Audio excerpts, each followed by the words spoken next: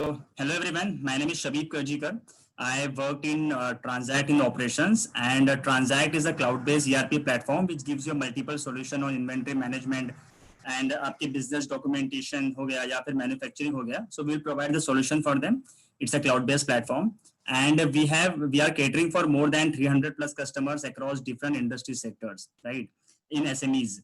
सो हमने एक चीज रियलाइज की है in SMEs the inventory management is a big challenge, क्योंकि across all in the SMEs बहुत सारे इश्यूज होते हैं. फॉर मेनी रीजंस की वजह से इन्वेंटरी मैनेज होना पॉसिबल नहीं होता है. लैक ऑफ रिसोर्सेज हो गया, या फिर बहुत सारे एसएमईज ऐसी होती है जो कि कोई एक सेंट्रलाइज डेटाबेस यूज नहीं कर रहा होता है. सो उनके लिए एक प्रॉपर हैंडलिंग, इन्वेंटरी हैंडलिंग करना इम्पॉसिबल होता है, right? So we came up with some of the KPIs जो कि हमने देखा है कि ये आप अगर ट्रैक करना चालू कर दोगे सम ऑफ द मैट्रिसेस, जिसके थ्रू जो है आपकी आपकी एक लेवल तक की जो है इन्वेंटरी मैनेज हो जाती है, राइट? तो ये सारे अगर आप if you search on internet so you will get 100 of KPIs जिसके थ्रू आप आपकी इन्वेंटरी मैनेज कर सकते हो. But to start with the basic and simple KPIs, मैंने एक प्रेजेंटेशन बनाई है आपके लिए जहां पे I have listed few of the KPIs. मैंने 4 केपीआईज डिफाइन किए हैं which is very basic and simple. But अगर आप उसको यूज करना चालू कर दोगे, आप उसको ट्रैक करना चालू कर दोगे, तो बहुत इफेक्टिव रहेगा into managing the inventory. Okay, so I will share my screen with you guys, and मैं आपको बता देता हूँ कि exactly what are the major KPIs जो कि आप यूज करना चालू कर सकते हो with a basic into your inventory management.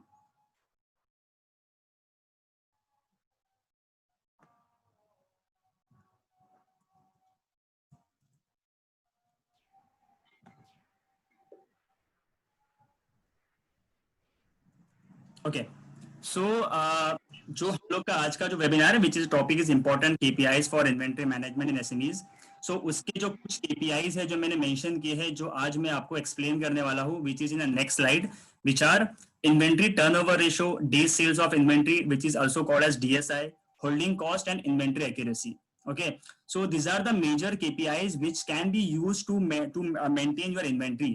अगर आप आपके जो मैट्रिक्स, अगर आप कोई मैट्रिसेस यूज नहीं कर रहे हो, लेट्स से अगर आप कोई एक सेंट्रलाइज डेटाबेस यूज नहीं कर रहे हो, आपका इन्वेंटरी मैनेज नहीं हो पा रहा है, सो आप अगर पेन पेपर पे अगर आपकी इन्वेंटरी या एक्सेल पे कहीं पे आप मैनेज कर रहे हो, तो उसके थ्रू भी जो है आप इन केपीआईज को मेजर कर सकते हो. ठीक है, so I will start with the inventory turnover ratio. अगर मैं सबसे पहला अगर आपको केपीआई बता दूं, which is inventory turnover ratio. So inventory turnover ratio is the ratio that measures the number of times inventory is sold or consumed in a given period of time. ठीक है, तो इसका मतलब ये है कि लेट्स से अगर आपका एक स्पेसिफिक आपको पीरियड ऑफ टाइम पे आपकी इन्वेंट्री कितने बार सेल हुई है, ठीक है, दैट मींस कि आपकी लेट्स से अगर एक एवरेज इन्वेंट्री है, उसको आपने एक सर्टेन पीरियड ऑफ टाइम में कितने बार सेल किया है, उस रेशियो को हम लोग बोलते हैं inventory turnover ratio. Okay, and to calculate this inventory turnover ratio we have a very basic simple formula कि आप यहाँ पे आपका cost of goods sold divide by average inventory करके जो रेशियो निकलता है which is your inventory turnover ratio.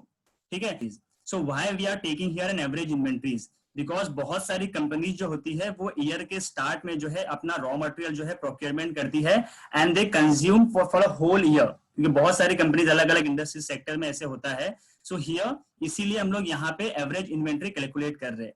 And to calculate this average inventory आप क्या कर सकते हो कि आपकी जो बिगिनिंग इन्वेंट्री होती है which is the opening inventory, ठीक है, तो उसका जो वैल्यूएशन है प्लस आपका जो एंडिंग का इन्वेंट्री होता है, let's say if I talk about the last financial year, तो आपका जो अपने ओपनिंग इन्वेंट्री का स्टॉक होगा आपका, उसका एक वैल्यूएशन होगा, एंड जो क्लोजिंग स्टॉक का वैल्यूएशन होता है उसको प्लस करके आपको डिवाइड बाय 2 करना है, तो that will give you about this average inventory. ठीक है, and to calculate this let's say अगर आपको एक पर्टिकुलर ईयर का, एक फाइनेंशियल ईयर का अगर आपको ITR which is inventory turnover ratio calculate करना होगा, तो आपको स्टार्ट अभी हुआ है. Hello, 45 minute already canteen audit was done. या सो जो आपका कॉस्ट ऑफ गुड सोल्ड है, लेट्स से अगर हम लोग लास्ट फाइनेंशियल ईयर में हम लोग देखते हैं कि मेरा यहाँ पे I have given you an example also कि 1,50,000 is my cost of good sold in the last financial year. ठीक है, डिवाइड बाय मेरा 75,000 was my beginning inventory plus 12,000 was my ending inventory, divide bye 2 किया मैंने यहाँ पे, which will give us the ITR which is 3.45. And what does this 3.45 ये indicate क्या करता है So this indicates that a company has sold its entire average inventory more than 3 times during the given period. That means कि हमने last financial year में हमारा जितना भी एवरेज इन्वेंट्री का कॉस्ट निकलता है उससे 3 टाइम्स ज्यादा हमने उसको सेल किया है, which is a good number. ठीक है. So why this inventory turnover matters, ये मैटर क्यों करता है, why this ratio is very critical and important, because जितना कम रेशो होगा आपका विच विल इंडिकेट यू कि आपकी सेल अच्छे से नहीं हुई है या फिर आपने इन्वेंट्री को ओवर स्टॉक करके रखा हुआ है. This is a very major thing which is very important thing कि अगर आपका इन्वेंट्री टर्नओवर रेशो अगर जितना कम है उतना आपका सेल्स के फिगर जो है वो खराब रहेगा. दैट मींस कि आपकी जितने भी इन्वेंट्री है आपने उसको लेट्स से अगर पूरे ईयर में एक ही बार सेल किया है which will give you poor sales. ठीक है. आप जितना आपका एवरेज इन्वेंट्री का वैल्यूएशन होता है उतना आप मल्टीपल टाइम्स उसको सेल करोगे तो आपका जो है टर्नओवर जो है वो इंक्रीज होगा. राइट. तो सेल्स का टर्नओवर इंक्रीज होगा, अल्टीमेटली आपका जो है इन्वेंट्री टर्नओवर रेशो भी जो है वो इंक्रीज होते जाएगा. तो जितना ज्यादा इन्वेंट्री टर्नओवर रेशो रहता है उतना अच्छा सेल्स होता है और आपका स्टॉक मैनेजमेंट जो है उतना बेटर होता है. ठीक है. और ऑल्सो ये जो इन्वेंट्री टर्नओवर रेशो है इससे जो है आप फोरकास्ट कर सकते हो आपका प्रोक्योरमेंट, आपका प्रोडक्शन, आपकी सेल्स आप फोरकास्ट कर सकते हो कि आप कितने टाइम पे in a particular period of time आप कितना सेलिंग कर रहे हो. ठीक है. तो इससे जो है आपका प्रोक्योरमेंट भी आप एमआरपी कर सकते हो कि आपको कितना रॉ मटेरियल रिक्वायरमेंट लगने वाला है, क्योंकि आप यहां से एक फिगर निकाल रहे हो कि लास्ट फाइनेंशियल ईयर में हमने इतना सेल्स किया था. ठीक है. या फिर हमारा कितना ज्यादा मोर टाइम ऑफ सेल हो रहा है of our average inventory. So that is why this is inventory turnover ratio plays an important role in inventory management. कि ये बहुत सिंपल है कैलकुलेट करने में. मैं फिर से बता देता हूं आपको, जो आपका कॉस्ट ऑफ गुड सोल्ड है उसको डिवाइड करना है बाय एवरेज ऑफ इन्वेंट्री के साथ में. So it will give you one ratio which we call as ITR, which is inventory turnover ratio. ठीक है. तो this was the very first KPI कि आप ये जो है एंड इसमें आपको कुछ करना नहीं होता है, आपके पास में हमेशा फिगर तो होती है कि आपने कितना सेल्स किया है in a particular period of time. ठीक है. बस आप हेलो ओके. तो आपको बस यहाँ पे आपकी एवरेज इन्वेंट्रीज का कैलकुलेशन निकाल करके इस रेशो को आप यहाँ पे डिफाइन कर सकते हो. ठीक है. Then coming to the second point, अगर हम लोग सेकंड KPI की बात करते हैं which is days sales of inventory, also called as DSI और डिलीवरी आउटस्टैंडिंग इन्वेंट्री. ठीक है. सो ये रेशो क्या डिफाइन करता है? So this is a financial ratio that indicates the average time in days that a company takes to turn its inventory including goods, raw material into sales. तो इसका मतलब क्या है कि आपने जितना भी प्रोक्योरमेंट किया है रॉ मटेरियल का, या फिर अगर आप कुछ भी प्रोक्योर कर रहे हो आपके कंज्यूमेबल्स है तो वो कंज्यूम हो रहे to make the finish good. Okay.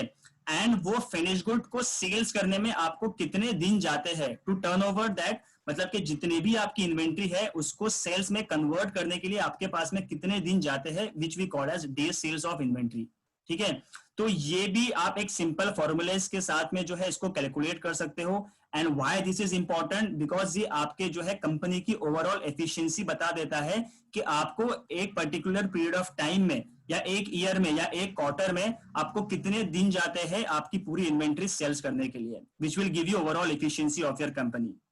ठीक है. तो इसको भी आप कैलकुलेट कर सकते हो with a very basic simple formula कि कॉस्ट ऑफ एवरेज इन्वेंट्री, जैसे हमने लास्ट स्लाइड में डिफाइन किया था कि एवरेज इन्वेंट्री जो है वो आप आपकी निकाल सकते हो बिगिनिंग इन्वेंट्री प्लस आपकी एंडिंग इन्वेंट्री डिवाइड बाय 2 करके जो है आप एवरेज इन्वेंट्री निकाल सकते हो.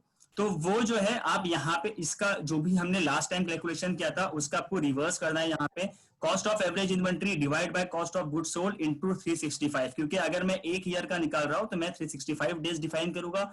लेट्स से क्योंकि बहुत सारी कंपनीज जो है हाई ऑर्गेनाइजेशन जो होती है क्वार्टर वाइज इसको कर दी है कि वो लोग 90 डेज का निकालते हैं कि उनका 90 डेज में कितना दिन जाते हैं to sell all of the inventory. ठीक है. तो लेट्स से मैंने यहाँ पे एक मैथमेटिकल फॉर्मूला, जो फॉर्मूला है उसका एक मैथमेटिकल एग्जांपल दिया है मैंने यहाँ पे. DSI is equal to 5000 is my cost of average inventory divide by 40,000 is my cost of goods sold. Let's say अगर मैं एक साल में लेता हूँ, एक साल में मैंने 40,000 का गुड्स सोल्ड किया है एंड मेरा एवरेज इन्वेंट्री का प्राइस जो था which was 5,000 into 365. So it will give me one figure which is 45.62 days. इसका मतलब यह है कि मुझे मेरी पूरी एवरेज इन्वेंट्री सेल करने के लिए 45 दिन जाते हैं. ठीक है. जितना भी मेरे पास इन्वेंट्री है उसमें से मुझे 45 डेज जाते हैं to sell all of my inventory. ठीक है. तो ये जो है अगर जितना ज्यादा आपका जो ये डेज का फिगर रहेगा उतना ज्यादा जो है आपका स्टॉक मैनेज नहीं रहेगा। दैट मीन्स कि इट विल इंडिकेट्स यू कि जैसे मैंने यहाँ पे सेकंड पॉइंट में मेंशन किया है, high DSI can indicate that is a firm is not properly managing its inventory, और उनके पास में ऐसी इन्वेंट्री है that is difficult to sell. क्योंकि अगर आपका सेलिंग नहीं तो आपका जो है ये डेज, ये जो डीएसआई है ये हमेशा बढ़ते जाएगा। ठीक है, तो आपके पास में हमेशा ये फिगर होनी चाहिए एज एन एसएमईज। ये हमेशा ट्रैक करना इंपॉर्टेंट है कि आपका जो टोटल इन्वेंट्री है वो कितने दिन में सेल हो रहा है। आप जो भी रॉ मटेरियल, कहीं ऐसा ना हो जाए कि आपने ओवर स्टॉक करके रख लिया हो। ठीक है, अगर ओवर स्टॉक आप करोगे तो आपका जो है उतना कंज्यूम नहीं होगा and which will ultimately give your holding cost and holding inventory, वो हमेशा मतलब मेंशन हो जाएगा वो, राइट। तो आपके पास में एक फिगर हमेशा होनी चाहिए कि आप जितना भी प्रोक्योरमेंट कर रहे हो, आपके यहाँ पे जितना भी मैन्युफैक्चरिंग हो रहा है फिनिश गुड का, उसको सेल करने में आपका in a certain period of time कितना दिन जाता है। अगर हम लोग इसको एक क्वार्टर का निकालेंगे तो कितना दिन जाएगा, एक ईयर का निकालेंगे तो कितना दिन जाएगा, तो वो फिगर आपके पास में हमेशा होनी चाहिए सो दैट कि आप आपका स्टॉक जो है सही से प्रोक्योर कर सको और आप उसको मैनेज कर सको। So this was the second KPI जो है आप इसको यहाँ पे कैलकुलेट कर सकते हो एंड इट्स वेरी सिंपल। आप इसको बस एक फॉर्मूले के थ्रू जो है निकाल सकते हो। Moving to the third part, so third जो है हम लोग जैसे मैंने डिफाइन किया था holding cost. So holding cost as we all know के ऐसी इन्वेंट्री और होल्डिंग कॉस्ट और होल्डिंग इन्वेंट्री।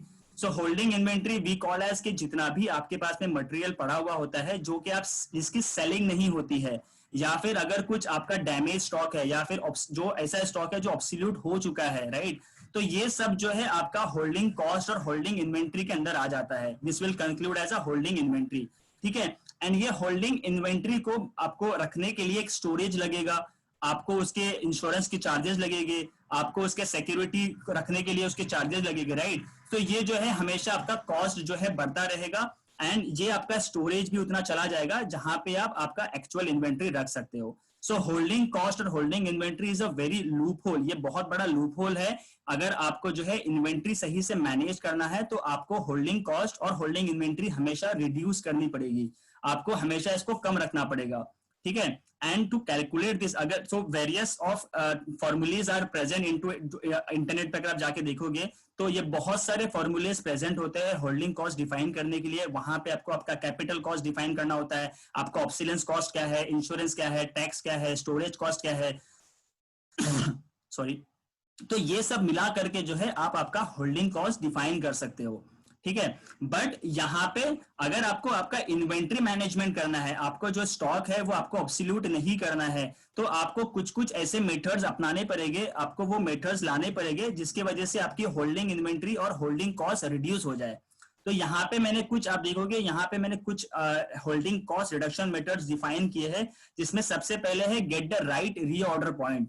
तो रीऑर्डर पॉइंट हम लोग उसको बोलते हैं कि लेट्स से अगर आपके एक आपके बायर ने आपको एक ऑर्डर दिया एंड उसके बाद में आपने वो डिस्पैच कर दिया, सो नेक्स्ट ऑर्डर आने तक का जो टाइम है which we call as reorder point. तो आपको हमेशा जो है आपके जितने भी फ्रीक्वेंट बायर्स है जो आपसे रेगुलर ट्रांजैक्शन करते रहते हैं, उनका हमेशा आपको रीऑर्डर पॉइंट कैलकुलेट करके रखना पड़ेगा कि ये नेक्स्ट ऑर्डर कब आएगा।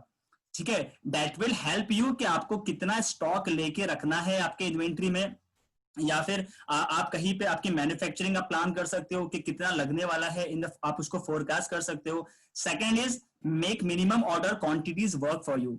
तो आप अगर कोई भी प्लेटफॉर्म यूज कर रहे हो, आप अगर एक्सेल भी डिफाइन कर रहे हो, आपकी इन्वेंट्री अगर एक्सेल में डिफाइन है, सो हमेशा आप एक कॉलम डिफाइन कर दीजिए जहां पे आप मिनिमम ऑर्डर क्वांटिटी या फिर आप कितना भी जो भी है कि मिनिमम ऑर्डर क्वांटिटीज आप डिफाइन करके रख दीजिए। आप आपके जितने भी बायर है उनको आप बता दीजिए कि इतना मिनिमम ऑर्डर क्वांटिटी जो है वो आपका रहेगा।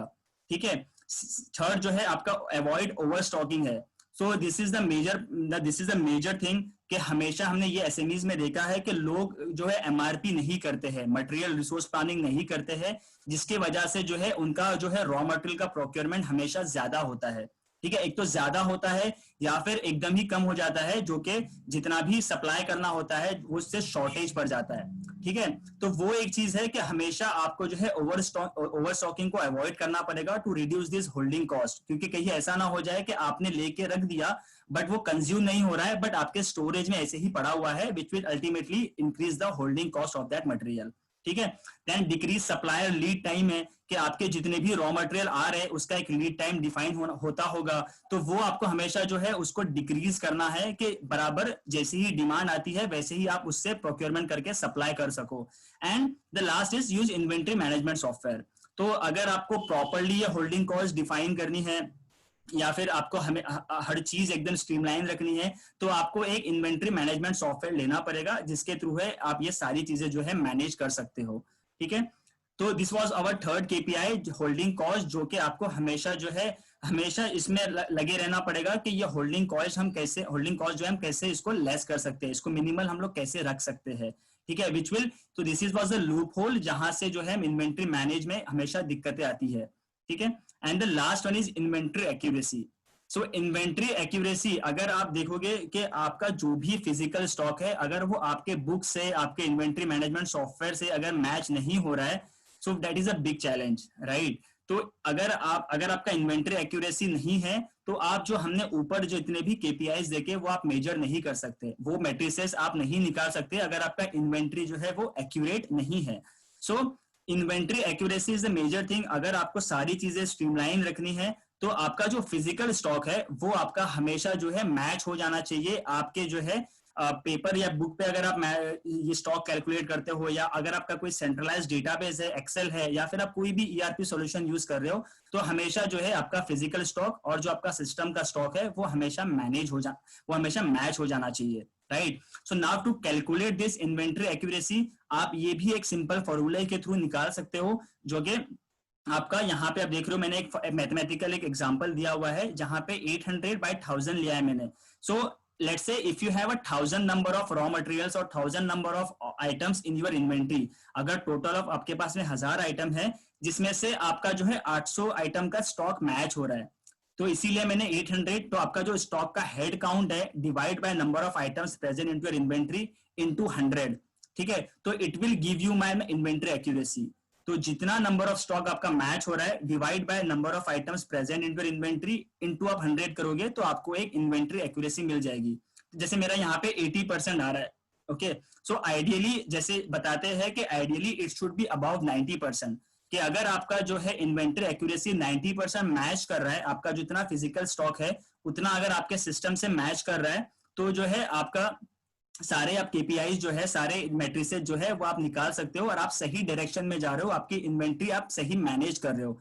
अगर ये जो है 80% के नीचे हो रहा है इन्वेंट्री एक्यूरेसी, दैट मींस कि कहीं ना कहीं आपके इश्यूज है इन मैनेजिंग इन्वेंट्री, कहीं ना कहीं लूप होल है, तो वो आपको रेक्टिफाई करके उसको सही करना पड़ेगा, right. So to make this possible, मतलब ये अगर आप देखोगे इन्वेंट्री एक्यूरेसी अगर आपको एग्जैक्टली डिफाइन करनी है तो आपको जो है एक ईआरपी सॉल्यूशन लेना पड़ेगा या फिर आपका एक सेंट्रलाइज्ड डेटाबेस मेंटेन करना पड़ेगा जहां पे सारी चीजें आपकी रिकॉर्डेड हो। अगर कहीं पे किसी का एंट्री मिस हो रहा है तो वो है आपको फिर वो इन्वेंट्री एक्यूरेसी में इश्यूज आते हैं, right. So we as a transact also provide this type of solution जहां पे आप इन्वेंट्री मैनेजमेंट टूल जो है वो हम लोग इंप्लीमेंट कराते हैं। तो और बहुत सारे बिजनेस सॉल्यूशंस है, बहुत सारे ईआरपी सॉल्यूशंस है जिसके थ्रू जो है आप ये इन्वेंट्री एक्यूरेसी आपकी मेंटेन कर सकते हो, right. So this was all from my side. ये सारे केपीआईज है, जैसे इन्वेंट्री टर्नओवर रेशियो हमने देखा, डेज सेल्स ऑफ इन्वेंट्री देखा, holding cost and inventory accuracy, right. So this was the four, मतलब ये 4 मेजर केपीआईज है जो कि आप मेंटेन, मतलब आप यहाँ से इसके मैट्रिसेस निकाल सकते हो, आप इसको स्टार्ट कर सकते हो इनटू योर फर्म, ठीक है। और है ना कि अगर आप इंटरनेट पे सर्च करोगे so you will get 100 of KPIs, but ये जो 4 केपीआईज है this are the basic KPIs to start with for the inventory management, ठीक है। तो इसमें अगर किसी के कुछ भी डाउट्स हो, सजेशन हो, फीडबैक हो, तो आप मुझे डायरेक्टली मेल भी कर सकते हो। ये मेरा मेल आईडी है shabib@transact.com, तो आप इसमें मुझे मेल कर सकते हो, आपके कुछ भी सजेशन हो गए या फीडबैक हो गए। एंड हमने कुछ वेबिनार्स किए थे लास्ट में, वो भी प्रेजेंट है हमारे यूट्यूब के चैनल पे, तो आप यूट्यूब के चैनल पे जाके भी देख सकते हो, जहां पे हमने सेंट्रलाइज डेटाबेस के बारे में अभी लास्ट वेबिनार किया था कि why centralise database is important, masters बनाना क्यों इंपॉर्टेंट होते हैं, right. So to get this all the information, अगर आपको सारे केपीआईज बराबर से चाहिए होते हैं तो आपको मास्टर्स हमेशा डिफाइन करना पड़ेगा, right. So this was all from my side. अगर आपके कुछ भी डाउट्स हो, कहीं पे आपको कुछ नहीं समझा हो, सो प्लीज आप चैट में डाल दीजिए, मैं एड्रेस कर लूंगा उसको। So thank you so much for joining in today's webinar.